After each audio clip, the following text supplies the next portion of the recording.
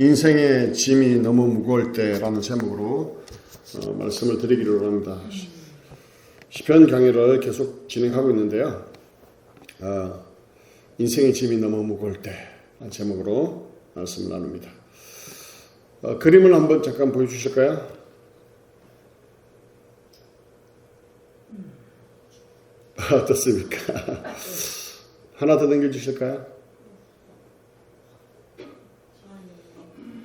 저 어릴 때 할머니가 이렇게 보따리를 저렇게 막 쥐고 돈을 버시러 이렇게 다녔던 기억이 나네요. 하나 더 넘겨주실까요? 와. 또 하나 더 넘겨주실까요? 예. 우리의 인생 가운데도요, 저런 무거운 짐들이 있습니다. 육체의 질병의 어떤 또 나이가 들어감으로 인하여서 또 주어지는 이런 짐들이 우리에게 있습니다. 또한 정신적인 또 스트레스로 인해서 우리에게 주어지는 여러 가지 짐들이 있죠. 자녀가 있는 분들은 또 자녀의 짐이 있어요. 아이들을 어떻게 하면 또 잘 키워야 할까?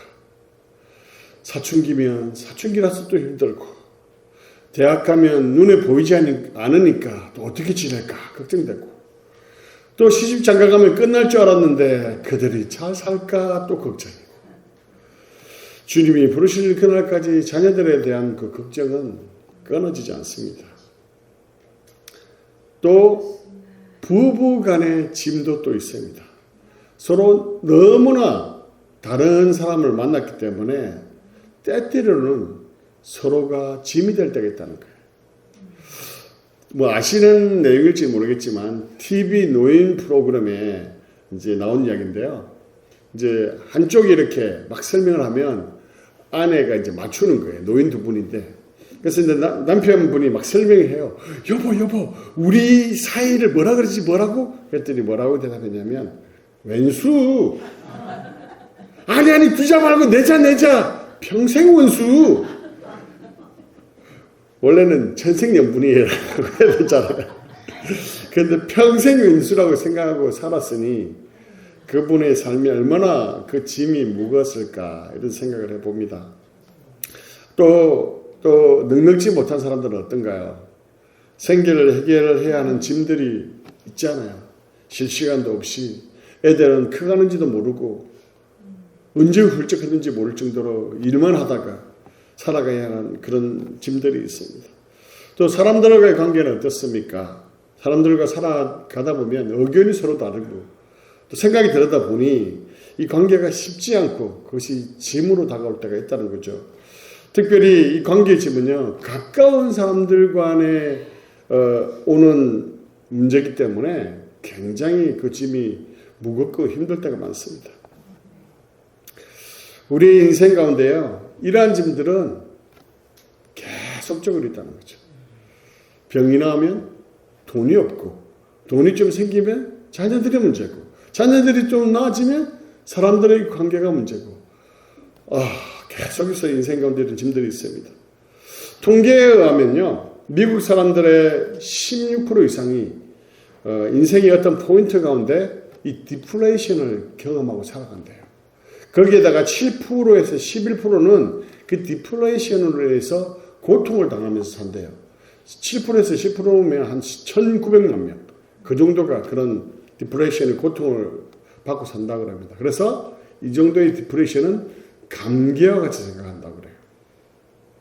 그런데 문제는 이 디플레이션을 잘 다루면 좋은데 이게 과도한 짐으로 다가오면 수사이드를 하거나 이어지거나 아니면 애딕션에 빠질 그런 확률이 많다고 이야기를 합니다.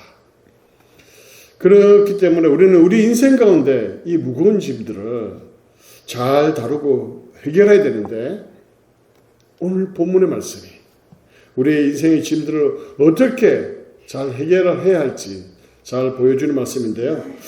그 말씀을 한번 살펴보기를 원합니다. 오늘의 말씀은요, 다윗의 시입니다. 넘겨주셔야 돼요. 다윗의 시인데 표제에 보면, 성경책에 나와 있습니다. 표제에 보면 다윗의 마스길이라고 되어 있거든요. 마스길이 뭐라고 그랬죠? 지난주에? 교훈이라고 그랬잖아요. 그죠? 교훈이라고 했습니다. 처음부터 다시 해야 되겠는데. 교훈이라는 뜻입니다. 근데 오늘 시의 표제에 보면 시에 대한 저작 배경이나 시기에 대한 언급이 전혀 언급되어 있지 않다는 거죠. 그러나 내용을 살펴보면 사무엘하 15장에 나오는 압살롬과 아히도벨의 그 반역의 사건을 배경으로 해서 이 시가 기록되고 있다는 걸 알 수 있습니다. 말씀 하나 읽어볼까요? 같이 읽겠습니다. 시작. 하나님이여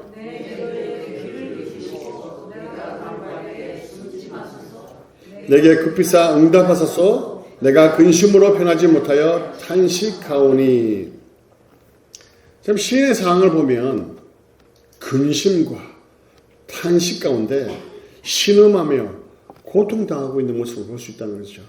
영어로 보면 distort, 그러니까 distort라는 건 뭐냐면 미친 듯이 정신이 없는, 그러니까 너무나 혼란스럽고 복잡한 그런 마음을 이야기하죠. 그리고 mourn이라고 그러죠. 슬픈, 굉장히 슬픈 그 마음. 그리고 trouble, 어려운 가운데 있는 그런 시인의 이 모습을 볼 수 있습니다. 그 이유가 다음 절에 나오는데요. 3절을 읽어볼까요? 시작.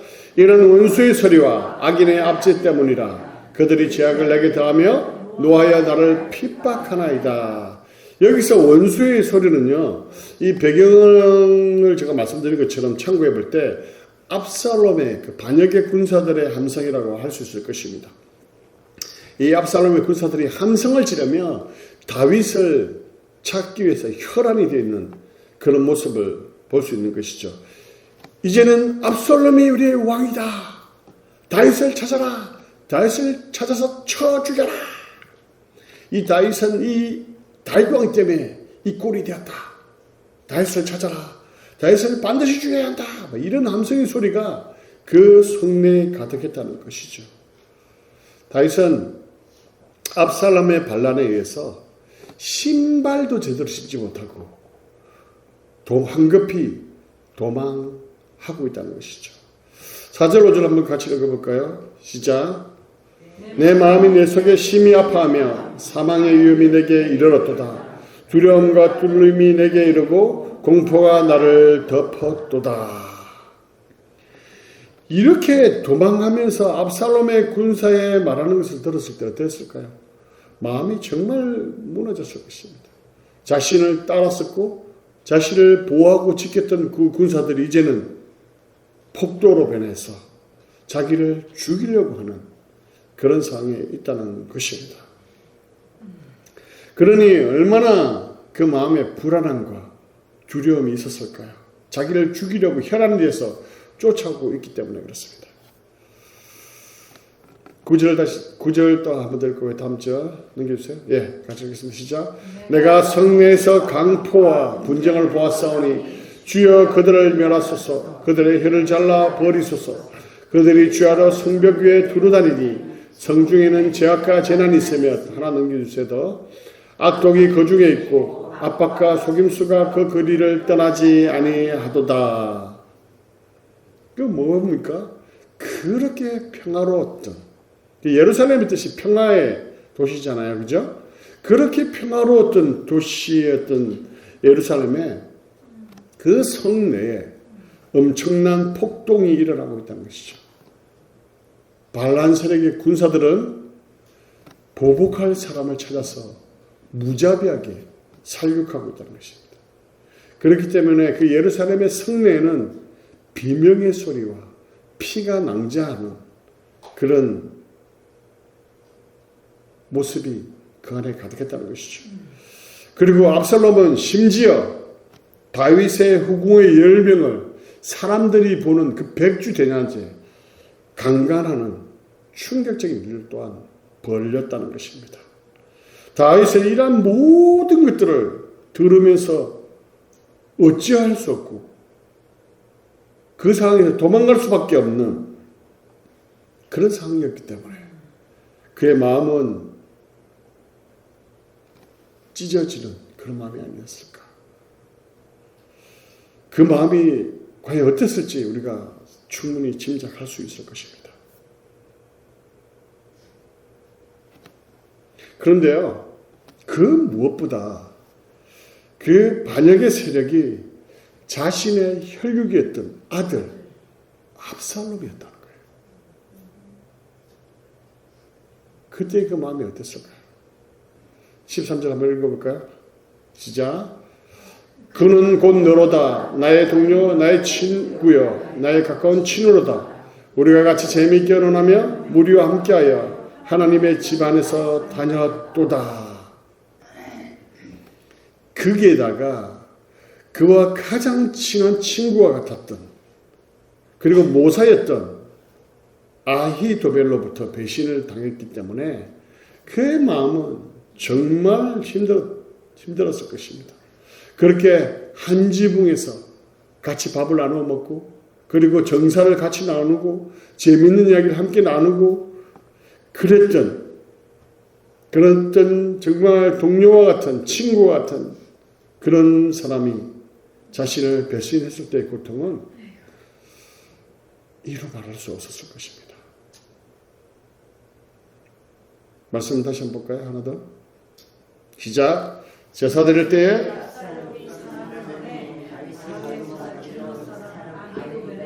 그의 생의 길로에서 청하여 온지라. 반역하는 일이 크가매 압살롬에게로 돌아오는 백성이 많아지리라. 하나 더요. 전령이 다윗에게 와서 말하되 이스라엘의 민심이 다 압살롬에게로 돌아갔나이다 한지라. 사람들이 이렇게 인생 가운데 너무 벅찬 일을 만날 때 이러한 일로 벗어나고 싶어서 도피처를 찾게 된다는 것이죠. 그래서 어떤 사람들은 어딕션에 빠져요. 너무 이런 짐들이 많으면 술이나 도박이나 게임이나 여자분들은 쇼핑을 그렇게 한대요. 그리고 아니면 그냥 일에 몰두해갖고 워커홀릭, 일밖에 몰라. 이런 것에 이렇게 몰두한다고 합니다. 심지어는 너무 못 견디면 조금 전에도 말씀드렸지만 극단적인 선택을 하는 경우도 있다는 것이죠. 그러나 오늘 본문의 다윗은요, 이러한 인생 가운데 너무나 무거운 짐을 만났을 때, 그 인생의 짐이 너무 무거울 때 어떻게 하고 있습니까? 1절과 2절을 다시 읽겠습니다. 시작. 뒤로 넘겨주세요. 이게 없네요.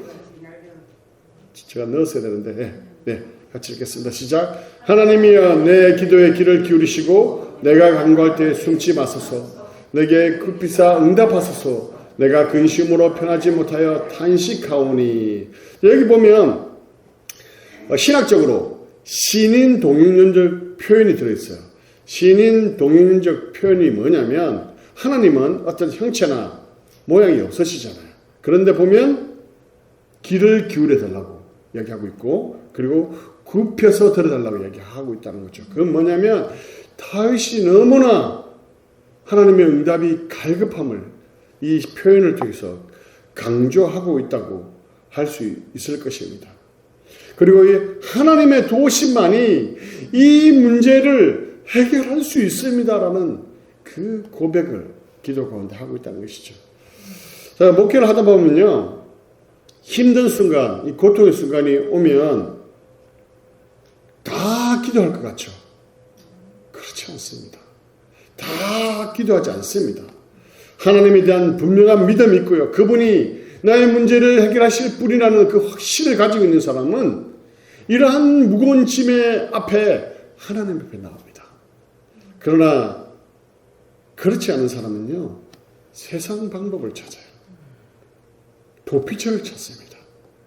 그리고 그 도피처에 숨습니다.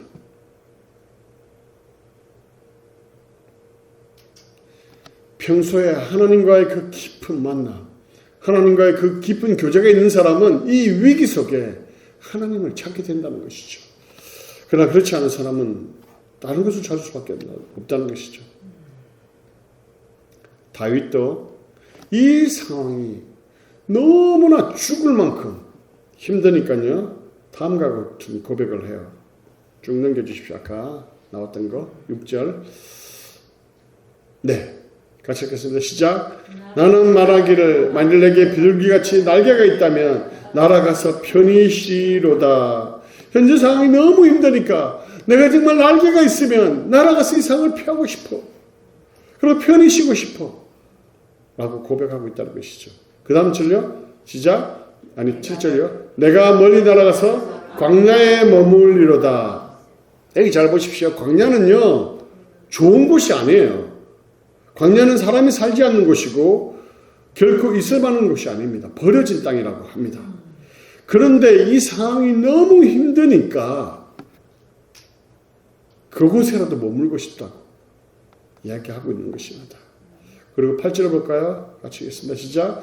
내가 나의 피난처로 속히 가서 폭풍과 광풍을 피하리라 하였도다. 지금 다윗이 당하고 있는 현재 일들이 뭐로 표현되고 있습니까? 폭풍과 광풍이라고 이야기하고 있죠. 그 상황이 얼마나 매섭고 두렵고 견디기 힘든지를 이 표현을 통해서 보여주고 있거든요. 우리가 또 허리케인 폭풍하면 우리가 또 너무 잘 아는 우리가 그 지역에 살고 있지 않습니까? 플로리다 뭐 최소한 몇 년에 한 번은 마주쳐야 되잖아요. 그죠? 그 위력을 너무 잘 알잖아요. 그래서 제발 올해만 좀 넘어가게 해주십시오. 그렇게 기도할 때가 많잖아요. 그죠? 다윗이란 고백을 하는 것은 현재 상황이 너무나 힘들다는 것을 잘 보여주고 있다는 것이죠. 그런데 이것은요, 이 지금 표현하고 있는 이것은 힘든 상황 속에 다윗이 현실적인 도피의 방법을 찾는 것이 아니라는 것이죠. 왜냐하면 하나님 앞에서 기도하는 가운데 이 자신의 마음을 토로하고 있다는 거예요. 하나님 앞에서 우리의 이 기도는요, 모든 것이 가능합니다.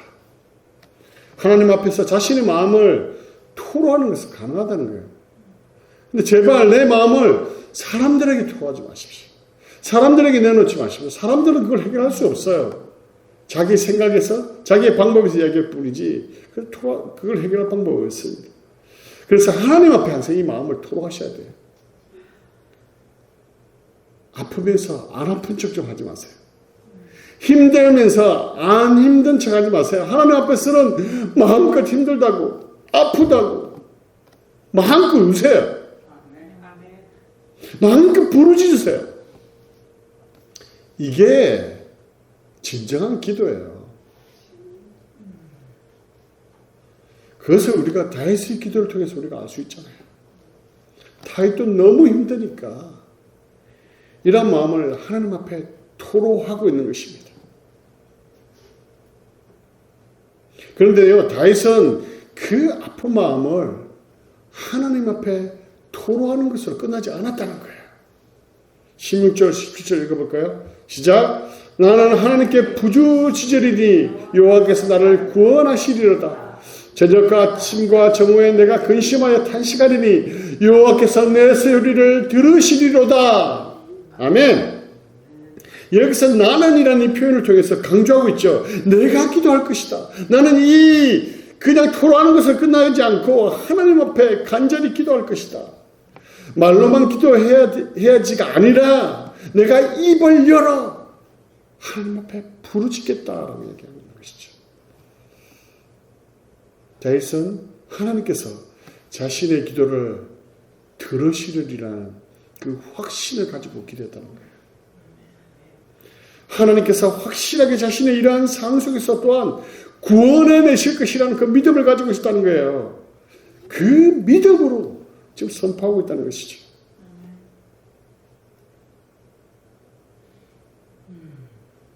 이러한 믿음을 가진 자만이 이러한 기도를 드릴 수 있다는 것입니다.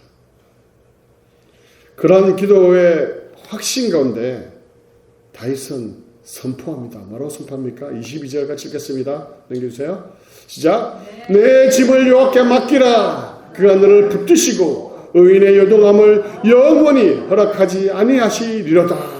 아멘. 내 짐을 여호와께 맡기라 이렇게 말씀하고 있다는 거죠. 여기서 내라고 할 때 다윗이 이야기하고 있는데 다른 사람이 아니라 다윗은 자기 스스로에게 선포하고 있다는 것입니다. 다윗은 기도 가운데 자기 스스로에게 말합니다. 다윗아, 내 짐을 여호와께 맡기라. 이것은 다윗의 선포만이 아니라 여러분의 선포가 되기를 간절히 축원합니다.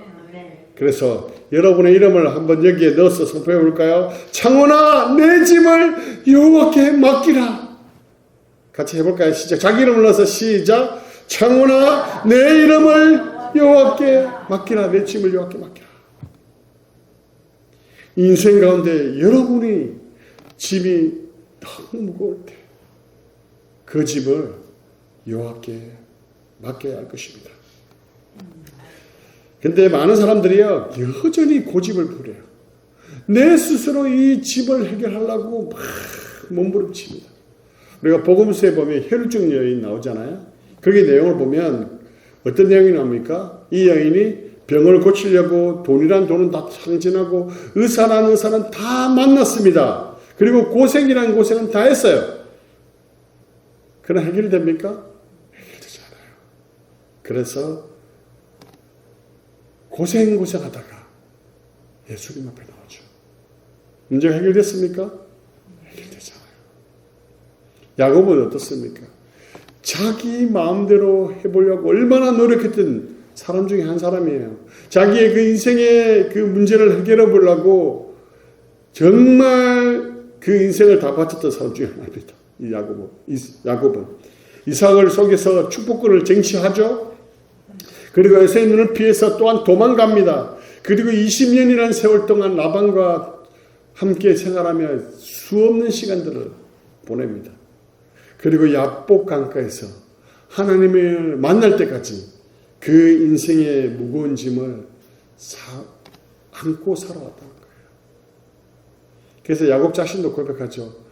내 인생이 참 험악한 삶을 살았다. 이렇게 고백하잖아요.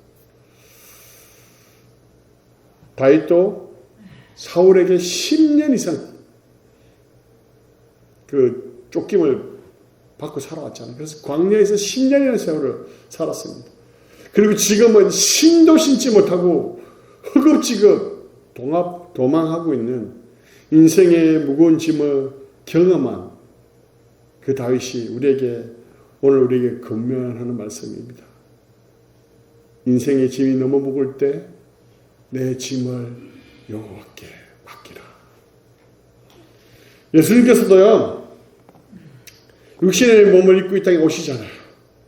그래서 우리의 인생의 짐이 얼마나 무겁고 힘든지 잘 아세요. 그러니까 이렇게 말씀하십니다. 수고하고 무거운 짐진 자들아, 다 내게로 오라. 내가 너희를 쉬게 하리라. 여러분, 여기서 중요한 것은 뭐냐? 짐을 없애주시지 않으세요. 우리를 감당할 힘을 주시고 그것을 이겨나갈 수 있는 능력을 주시지 그 짐을 해결해 주시진 않아요. 그걸 기억하셔야 됩니다.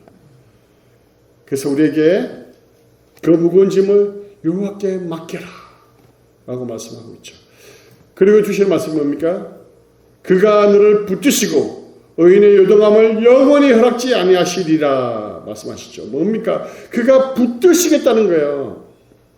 너무 인생의 짐이 무거워서 쓰러지기 일보 직전에 있을 때 여호와께서 붙들어 주신다는 거예요.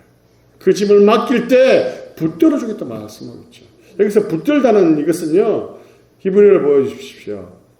쿨이라고 하거든요. 쿨. 이것은 지지하다, 영양분을 공급하다, 잡다 이런 뜻이에요. 쓰러지지 않도록 지지해주고 넘어지지 않도록 힘을 공급하고 도와주신다는 말씀이라는 것이죠. 그리고 요동함을 영원히 허락하지 않겠다 얘기합니다. 결코 흔들리거나 그래서 실족하지 않게 하겠다는 말씀이에요. 인생의 그 무거운 짐 가운데 너무 무거울 때 믿음이 흔들리고 그래서 믿음에서 떠나 실족할 수밖에 없는 그런 상황에 결코 흔들리지 않고 실족하지 않도록 하나님께서 붙드시겠다라고 말씀하는 것입니다. 이 예화는 아마 잘 아시는 예화라서 또 해서 좀 그렇지만 이 두 발자국 이야기하시죠. 어떤 사람이 자기 인생 가운데 자기 인생을 돌아볼 수 있게 됐어요. 근데 그 인생을 쫙 돌아보는 가운데 발자국이 나 있는데 막 그 인생 가운데 예수님과 나의 발자국이 막 찍혀 있었어요. 와, 예수님 나와 함께 하셨구나. 그런데 내 인생에 정말 힘들고 죽고 싶은 그 상황 속에 발자국이 하나밖에 없었어요. 그래서 사람이 따집니다. 하나님은 내가 정말 힘들 때 함께 하시고 나를 붙잡아 주겠다고 말씀하지 않으셨습니까? 왜 그때 함께 계시지 않으셨습니까? 그래서 또 뭐라고 얘기하십니까? 내가 너를 업고 있었느니라. 그림 한번 보여주실까요? 저렇게 힘든 그 짐을 지고 있을 때 하나 더 보여주세요. 업고 계셨다는 거예요. 말씀의 결론을 드립니다. 우리의 인생 가운데요, 너무 그 짐이 무거울 때가 있습니다. 그때 모든 것을 내려놓고 포기하고 싶을 때가 있을 것입니다. 아니 그냥 현실을 도피하고 세상의 것 의지하고 그냥 세상 사람 의지하고 그냥 그러고 싶을 때가 있을 것입니다. 그러나 그럴 때 그런 것에 의지하는 것이 아니라 기도로 나아가십시오. 그리고 다윗의 고백처럼 여러분의 짐을 여호와께 맡기십시오. 하나님께서 인생의 짐 가운데 비틀거리는 여러분을 붙들어 주실 거예요. 힘을 주셔서 그 무거운 짐들을 능히 감당할 수 있도록 도와주실 것입니다. 아멘. 그 믿음으로 여러분이 여전히 남아있는 그 짐들을 넉넉히 감당하고 승리하시는 여러분 되시기를 주님의 이름으로 간절히 축원합니다.